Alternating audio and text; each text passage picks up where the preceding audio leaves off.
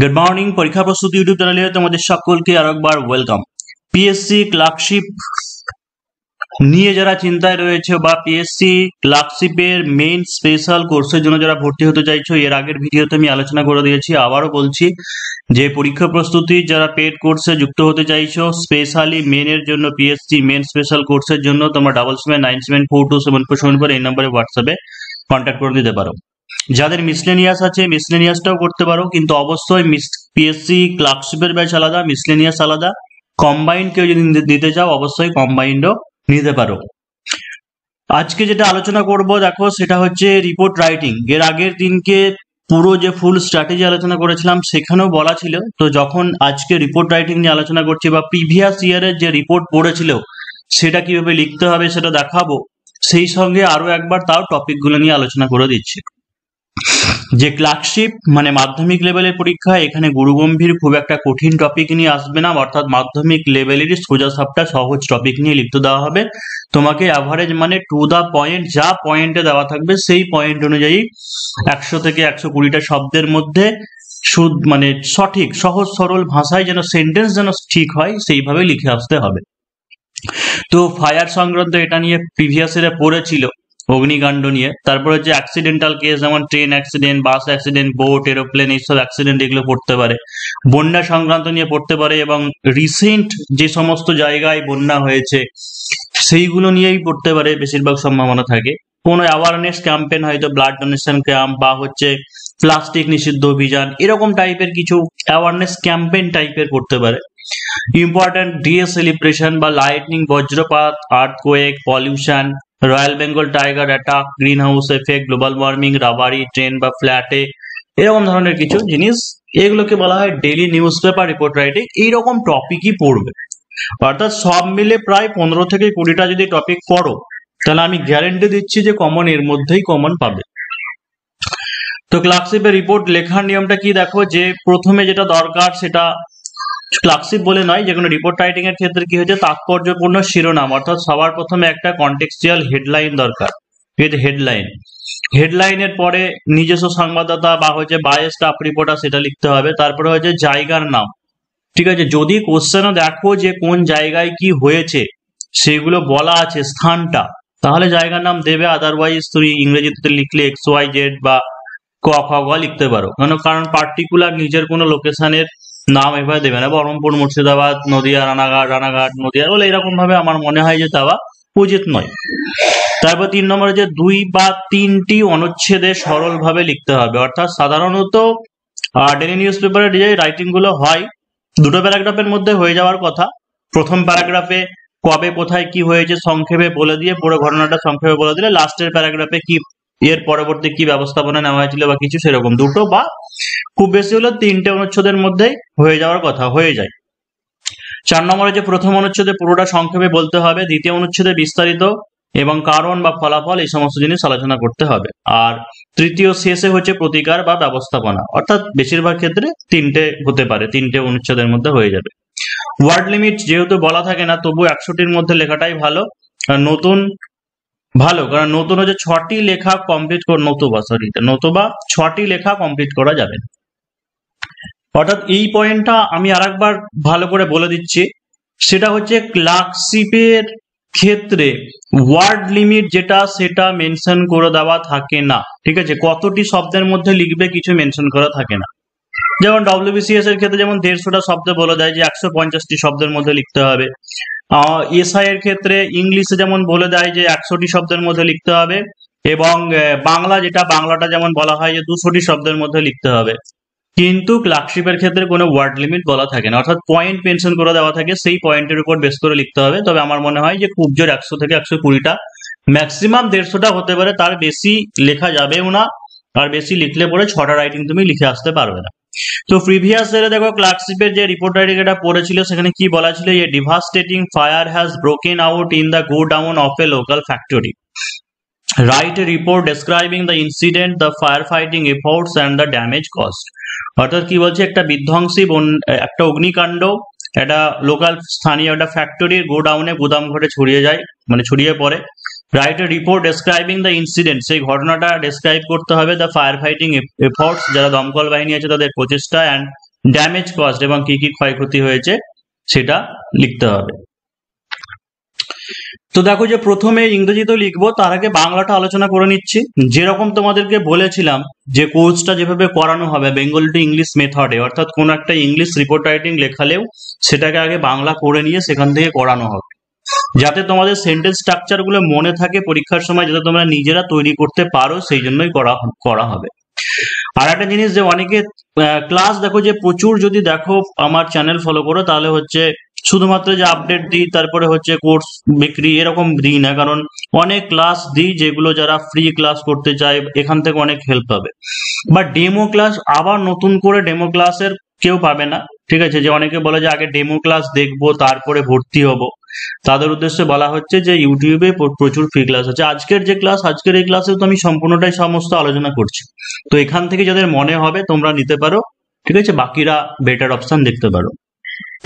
তো আবার দেখে নাও যে 77974277 এই নাম্বারে হোয়াটসঅ্যাপে কন্ট্যাক্ট করে দেন। তো বাংলাটাকে আলোচনা করে নিই যে ক ফ্যাক্টরিতে বিধ্বংসী অগ্নিকাণ্ড। আমি এটাই বললাম, যেমন যে কোনো পার্টিকুলার, ঠিক আছে, যে এই ফ্যাক্টরির নাম এরকম না নিয়ে আমরা একটা সিম্বলিক ব্যবহার করতে পারি যে ক ফ্যাক্টরিতে বিধ্বংসী অগ্নিকাণ্ড। তারপরে হচ্ছে নিজস্ব সংবাদদাতা, এটা লিখবে একটু সাধারণত এইভাবে, এখানে এই জায়গাতে লেখাটা উচিত, এখানে হয়ে গেছে। তারপরে যে জায়গার নাম যে ক খ কা দিয়েছি আমি, ঠিক আছে, এটাকে সিঙ্গেল ইনভার্টেড কমার মধ্যে রাখবে। 4 ডিসেম্বর 2024 সেই দিনকে লিখেছিলাম। তো হচ্ছে গতকাল রাত্রি 11টার সময়, হ্যাঁ একটা ডেটের ব্যাপার, যে কি ডেট দেবে।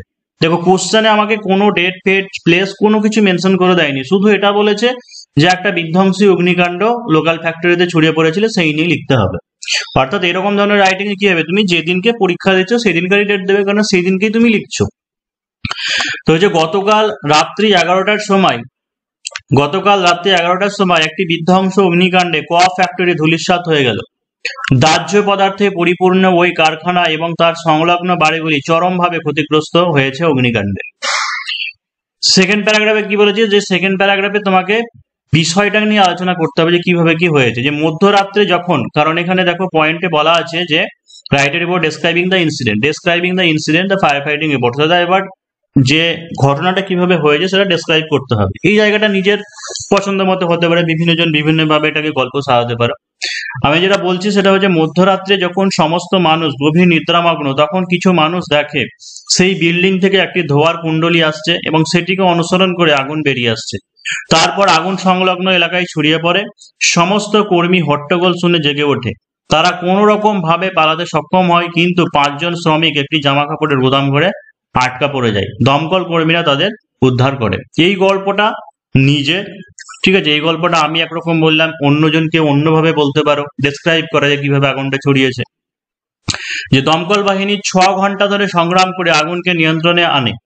তারা ফোম ব্যবহার করে আগুন নেভায়। প্রাথমিকভাবে মনে করা হচ্ছে শীততাপ নিয়ন্ত্রিত যন্ত্রাংশ থেকে অগ্নিকাণ্ড ছড়িয়েছে।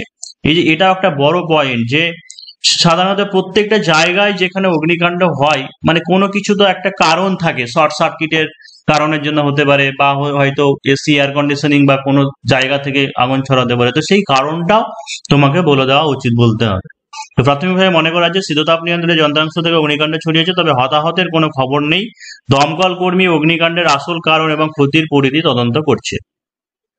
এই জায়গাটা যেমন এবার কিছুদিন আগে কলকাতাতে মনে হয় পরপর দুটো হলো, বেশ কয়েকজন মারাও গিয়েছিল, সেটাও যেমন ইম্পর্টেন্ট আছে, তো সেটাও আমাদের করে নিতে হবে। এই একই রকমই হবে, শুধু ডেটাগুলো কি হবে ওই জায়গাতে রিপ্লেস হয়ে যাবে।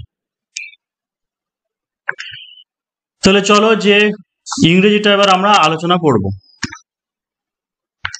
তাহলে কি আছে দেখো, যে ক ফ্যাক্টরিতে বিধ্বংসী অগ্নিকাণ্ড, এ ডিভাস্টেটিং ফায়ার ইন মানে এক্স ফ্যাক্টরি বা ক ফ্যাক্টরি এরকম বলতে পারো।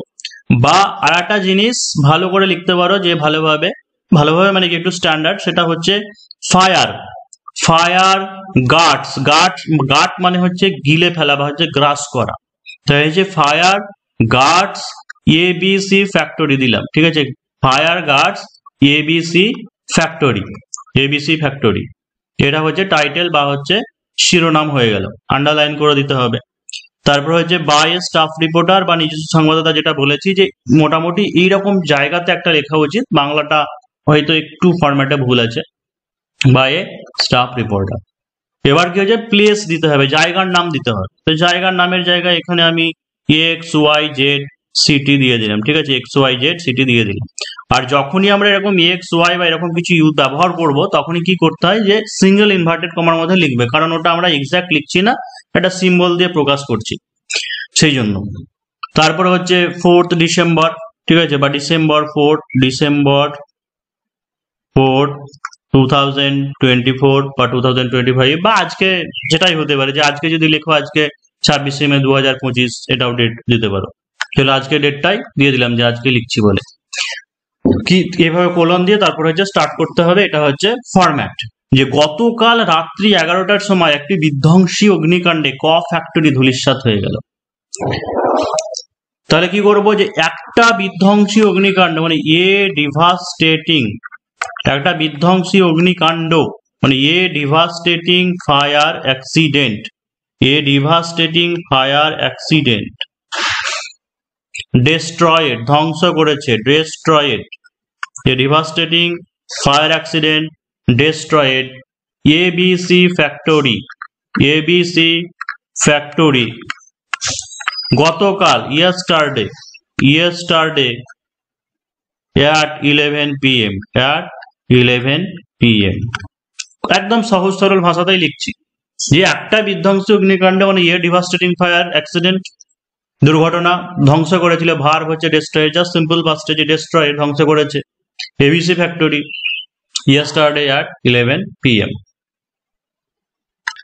দাহ্য পদার্থে পরিপূর্ণ ওই কারখানা এবং তার সংলগ্ন বাড়িগুলি চরমভাবে ক্ষতিগ্রস্ত হয়েছে অগ্নিকাণ্ডে। দাহ্য পদার্থে পরিপূর্ণ কারখানা, তার মানে কি করবো, যে কারখানা যেটা ছিল দাহ্য পদার্থে পরিপূর্ণ, মানে দা ফ্যাক্টরি, দেখো যে কারখানাটি যেটি ছিল দাহ্য পদার্থে পরিপূর্ণ, তাহলে the factory which was full of দাহ্য পদার্থ কি বলতে পারি, কম্বাস্টেবল, COMBUSTILE, কম্বাস্টেবল মেটেরিয়ালস এবং তার সংলগ্ন বাড়িগুলি। তাহলে অ্যান্ড ইটস সংলগ্নকে কি বলা হয়, অ্যাডজাসেন্ট বলা হয়, adjacent, and its adjacent buildings মানে হচ্ছে সংলগ্ন বাড়িগুলি বা বিল্ডিং গুলি। তাহলে কি দাঁড়ালো, দ্য ফ্যাক্টরি কারখানাটি যেটি ছিল পরিপূর্ণ মানে which was full of combustible materials and its adjacent buildings কি হয়েছে, যে চরমভাবে ক্ষতিগ্রস্ত হয়েছে।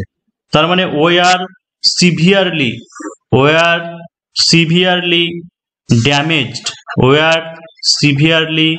Damaged by the fire. দেখো একটা জিনিস মনে হতে পারে, যাদের বেসিক খুবই দুর্বল আছে, উইকনেস আছে, তাদের সমস্যা আছে, তাদের ক্ষেত্রে মনে হতে পারে যে আগেরটাই ওয়াজ হলো না, এখানে কেন হলো বা ওয়ার হলো। দেখো যে প্রথম সেন্টেন্সটা আমি অ্যাক্টিভে লিখেছি, এটাকে প্যাসিভে লেখা যেত। প্যাসিভে যদি লিখতে তাহলে কি বলতাম, যে ABC factory was destroyed by a devastating fire yesterday at 11 PM, কিন্তু এটাকে অ্যাক্টিভ সেন্সে লিখেছি, যে একটা বিধ্বংসী অগ্নিকাণ্ড ধ্বংস করেছে, ঠিক আছে। এটাই যদি প্যাসিভে লিখতাম তাহলে ওটা এই সেন্টেন্সটার মতো হয়ে যেত, যে ABC factory was destroyed by devastating fire accident. পরেরটা যেমন করেছি কি, যে এখানে দেখো যে দাহ্য পদার্থে পরিপূর্ণ ওই কারখানা এবং তার সংলগ্ন বাড়িগুলি চরমভাবে ক্ষতিগ্রস্ত হয়েছে, মানে এটা প্যাসিভ ভয়েস কিন্তু কর্মবাচ্য।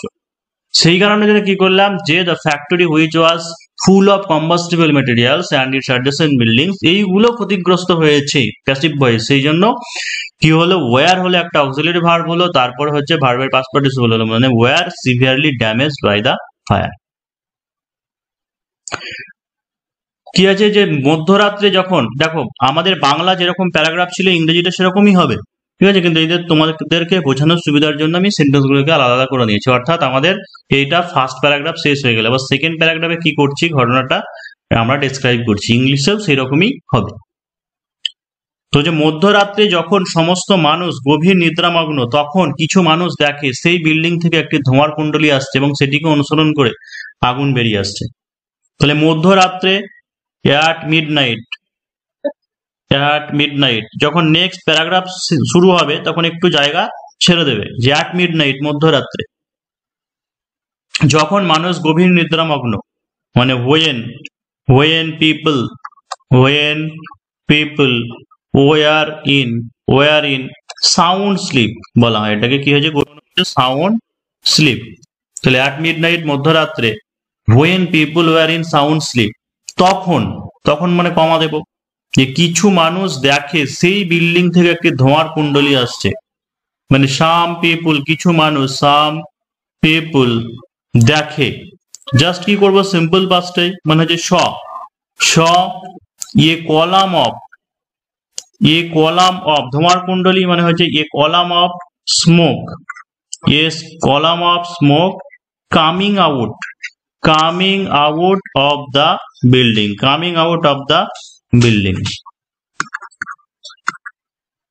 এবং সেটিকে অনুসরণ করে আগুন বেরিয়ে আসছে, এবং এক্সপ্লোশন একটা বিস্ফোরণ মানে হচ্ছে কি যে এক্সপ্লোশন ফলোড ইট। জাস্ট কি করছি আমরা সব সিম্পল পাস্টে করছি, যে অ্যাট মিডনাইট মধ্যরাত্রে যখন when people were in sound sleep যখন তারা গভীর নিদ্রামগ্ন ছিল, কিছু মানুষ দেখে some people saw দেখে a column of smoke coming out of the buildings থেকে একটা ধোঁয়ার কুণ্ডলী বেরিয়েছে, and an explosion followed it, এবং সেটাকে অনুসরণ করে একটা এক্সপ্লোশন বা বিস্ফোরণ বা ধোঁয়া মানে আগুন বেরিয়ে আসছে হলো। তারপর আগুন সংলগ্ন এলাকায় ছড়িয়ে পড়ে, তাহলে then the fire broke out, ছড়িয়ে পড়ে, ব্রেক আউট থেকে কি করব ব্রোক আউট করবো, জাস্ট সিম্পল পাস্ট। আর যখন যে জায়গাতে মনে হবে যে প্যাসিভের দরকার আছে বা কর্মবাচ্য প্যাসিভ হয়, সেই জায়গাতে কি করতে হবে ওয়াজ ওয়্যার যুক্ত করে দিতে হবে। তাহলে then the fire broke out to the adjacent buildings.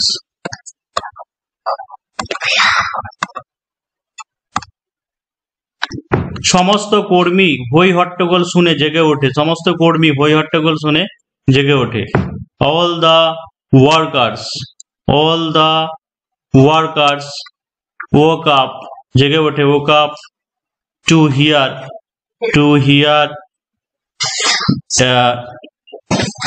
a hue and cry, মানে হচ্ছে হই হট্টগোল বা কমোশন বলতে পারো। তারা কোন রকম ভাবে পালাতে সক্ষম হয়, কিন্তু 5 জন শ্রমিক একটা গোদাম ঘরে আটকা পড়ে যায়।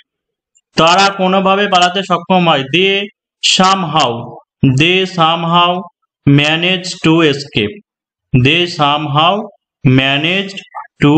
escape, মানে পালাতে সক্ষম হয়। বাট 5 জন শ্রমিক গুদাম ঘরে আটকা পড়ে যায়, দেখো এটাও কিন্তু প্যাসিভ হয়ে যায়, 5 জন শ্রমিক গুদাম ঘরে আটকা পড়ে যায়, ঠিক আছে। তাহলে প্যাসিভ ভয়েস বলে কি করব, যে বাট 5 ওয়ার্কার্স 5 জন শ্রমিক ওয়ার ট্র্যাপড আটকা পড়ে গেছিল, মানে were trapped in a godown, জামা কাপড়ের বলেছে ইন এ গার্মেন্ট গোডাউন।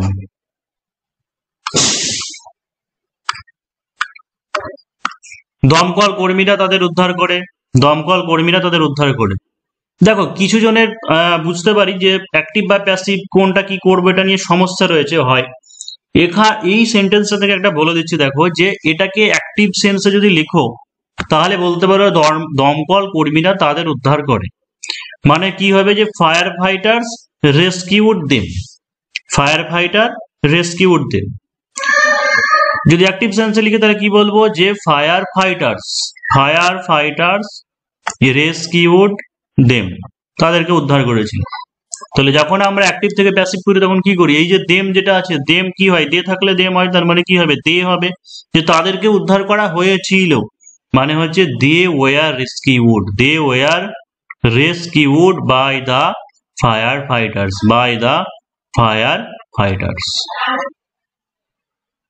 তাই যে কোনো লিখতে পারো, অসুবিধা নেই, অ্যাক্টিভ ওটাও লিখতে পারো এটাও লিখতে পারো। তবে বেশিরভাগ ক্ষেত্রে কি হয়, যে একটা রিপোর্ট রাইটিং এর ক্ষেত্রে আমরা প্যাসিভ ভয়েসই বেশি ব্যবহার করি। দমকল বাহিনী 6 ঘন্টা ধরে সংগ্রাম করে আগুন নিয়ন্ত্রণ আনতে, এই জায়গাটাকে একটা সেন্টেন্সে আমরা লিখে দিচ্ছি, ঠিক আছে, যে the fire fighters fought for 6 hours, fought for 6 hours to bring the fire under control, to bring the fire আগুনকে আনতে নিয়ন্ত্রণে, তাহলে to bring the fire under control তারা ফোম ব্যবহার করে, এটুকু হয়ে গেল, তারা ফোম ব্যবহার করে আগুন নেভায়। দে নেভানো হয়েছে ডাউজড বলতে পারো, দে ডাউজড the fire by using foam। প্রাথমিকভাবে মনে করা হচ্ছে যে শীততাপ নিয়ন্ত্রিত যন্ত্রাংশ থেকে অগ্নিকাণ্ড ছড়িয়েছে। The fire was suspected, মানে সাসপেক্টেড অনুমান করা হচ্ছে, তাই কি হচ্ছে যে the fire was suspected to have originated, যে উৎপত্তি হয়েছে মানে to have originated from an air conditioned machine,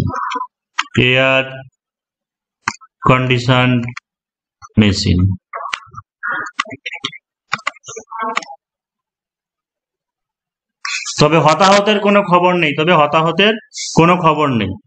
there was no injury to anyone। দমকল কর্মীরা অগ্নিকাণ্ডের আসল কারণ এবং ক্ষতির পরিধি তদন্ত করছে। তো ফায়ারম্যান আর ইনভেস্টিগেটিং। দেখো সবই পাস্টে হলো, এটা কেন প্রেজেন্টে বা প্রেজেন্ট কন্টিনিউয়াস হচ্ছে, যে এতক্ষণ পর্যন্ত আমরা হয়েছে সব কথাই বলছিলাম, কিন্তু এখনো আসল কারণ তারা দেখছে বা কতটা কি পরিধি মানে ক্ষয়ক্ষতি হয়েছে সেই ব্যাপারটা এখনো তদন্ত করছে, এখনো জানা যায়নি। সেই কারণের জন্য বলছি যে fireman are investigating the actual cause of ফায়ারের অগ্নিকাণ্ড মানে আসল কারণটা, actual fire of cause and পরিধি বা পরিব্যাপ্তি, সেটাকে বলা হয় extent, and the extent of damage তাহলে এই হলো প্রিভিয়াস ইয়ারের রিপোর্ট রাইটিং। বাংলা ইংরেজি বোথ একসাথে করালাম, এইভাবেই করানো হবে। বাকি রাইটিং গুলো যারা পেড কোর্সে ভর্তি হবে 77974277 এই নম্বরে হোয়াটসঅ্যাপে কন্ট্যাক্ট করে নিতে পারো। 28 তারিখ অর্থাৎ পরশু দিনকে হচ্ছে লাস্ট অ্যাডমিশনের ডেট, আর 1 তারিখ থেকে 1 জুন, ঠিক আছে, 1 জুন থেকে ক্লাস স্টার্ট হবে। যারা মিসলেনিয়াস নিতে চাও মিসলেনিয়াসও কম্বাইন্ড ভাবে নিতে পারো, মিসলেনিয়াস ক্লার্কশিপ দুটোই, বা শুধু ক্লার্কশিপ যারা চাইছে ক্লার্কশিপও নিতে পারো। আর এমনিতে এসআই এর কোর্স তো চলছে, মানে বর্তমানে যেটা চলছে সেটা হচ্ছে এসআই, ক্লার্কশিপ এবং হচ্ছে মিসলেনিয়াস, এই 3টে কোর্স চলছে পরীক্ষা প্রস্তুতিতে।